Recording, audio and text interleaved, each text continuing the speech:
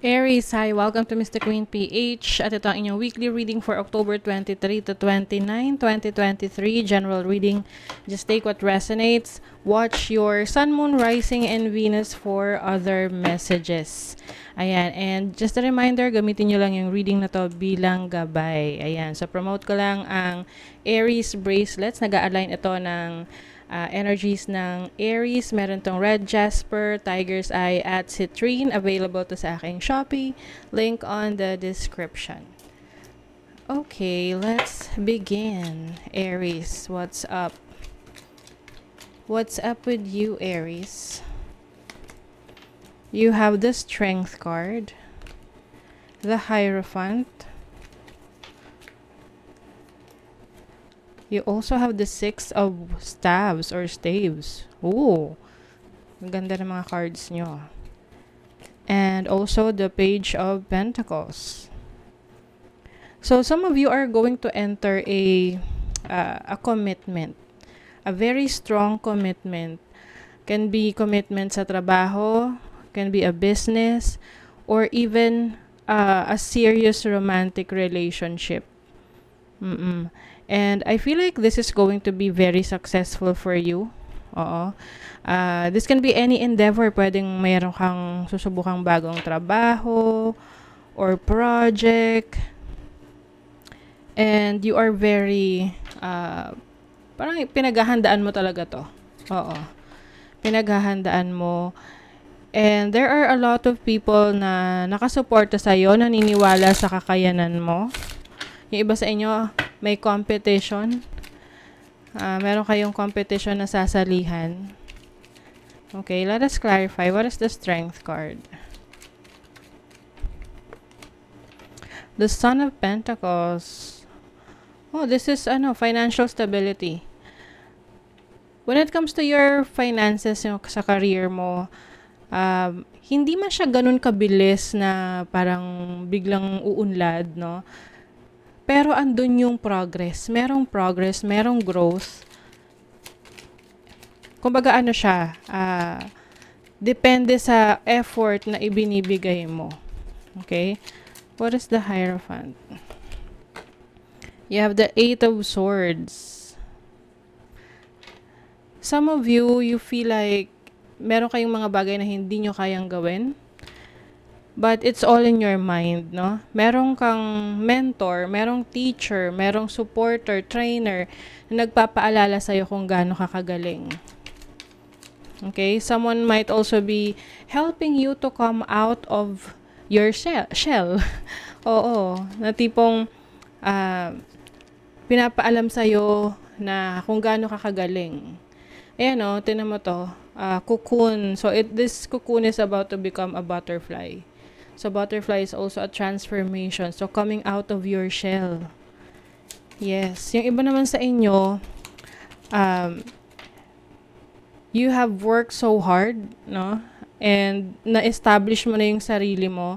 And now is the time for you to share your knowledge. Kumbaga, kung kayo ay nag-iisip kung i-share nyo na ba yung inyong kaalaman sa iba, may tuturuan kayo, this is the sign for you to do that. Marami kang supporters, maraming naniniwala sa kakayanan mo. What is the Six of Staves? So, this is the Six of Cups. I think matagal mo na tong gustong gawin. Matagal mo na tong plano. This is your childhood dream, no? To become an influencer or someone na meron sinishare na knowledge sa iba, nakaalaman ninyo, na talento nyo, galing nyo. And this is what will make you become very successful in the future. What is the Page of Pentacles? The Four of Cups.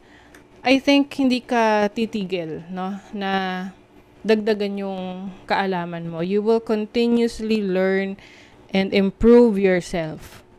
And that is what's good about you.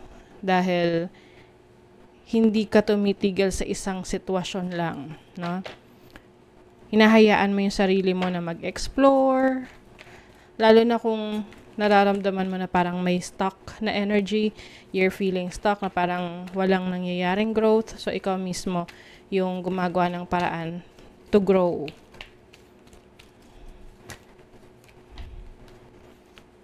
Diba? Mars in Sagittarius in the 9th house, domination. Yes.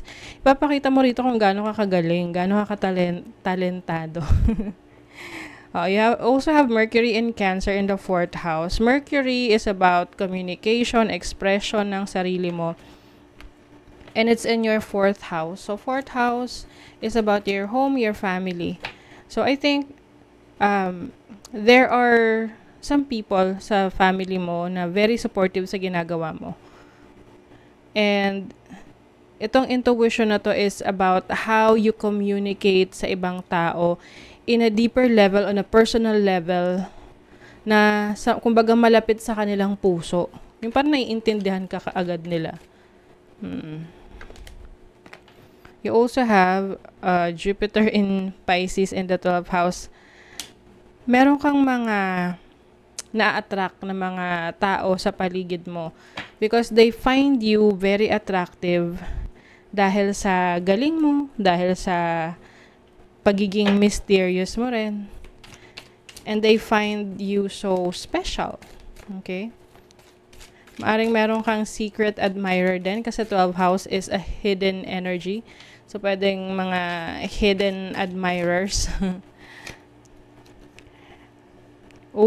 Meron ditong disappointment in a friend or a lover. Baka may kaibigan ka na i-disappoint ka. Oo. Kaya you have to set proper expectations sa mga kaibigan.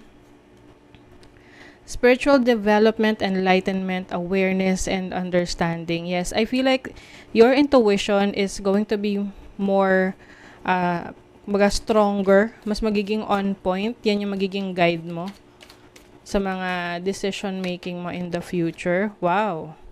See, there is success. Whatever you are working right now, Aries, this is going to be successful. May family wishes coming true pa. Diba? Ang ganda. Kung ano man tong wish mo for your family or wish ng family member mo, this is going to come true. May matutupad na wish. So, self-care card for you, change. Wow. A resistance to change is a resistance to life itself. Open your heart and mind to new beginnings. Yes, there are new beginnings coming in for you, Aries, this week. So, kailangan maging open ka daw sa mga pagbabago na yan. Okay? So, that is your reading, Aries. Kung nagustuhan nyo ito, naka-resonate kayo, mag-comment kayo dyan, like, share, subscribe, para lagi kayong updated sa ating mga readings. Thank you so much, Aries. See you again.